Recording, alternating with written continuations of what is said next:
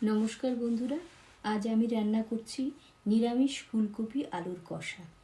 ফুলকপি আলু ভালো করে কেটে ধুয়ে নিয়েছি। কড়াইটা বসিয়ে গরম হলে তাতে তেল দিয়ে দিলাম। আর এই তেলটা গরম হতে হতে আমি একটা বাটি নিয়ে নিলাম।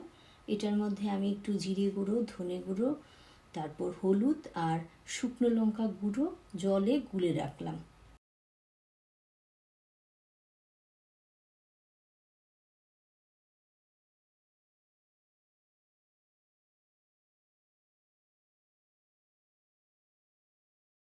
এবার আমার তেল গরম হয়ে গেছে।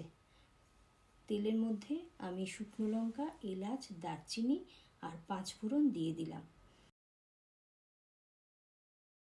পাঁচফোড়নটা একটু ভাজা ভাজা হলে তার মধ্যে আলুগুলি দিয়ে 5 মিনিট ঢাকা বন্ধ করে দিলাম লবণ দিয়ে। তারপরে ঢাকা খুলে ফুলকপিগুলি এর মধ্যে দিয়ে দিলাম। আপনারা চাইলে আলু আর ফুলকপি আলাদাভাবেও ভেজে নিতে পারেন। হালকা ভাজা হয়ে যাবার পর এতে কাঁচা লঙ্কা, লবণ আর আদা বাটা দিয়ে দিলাম।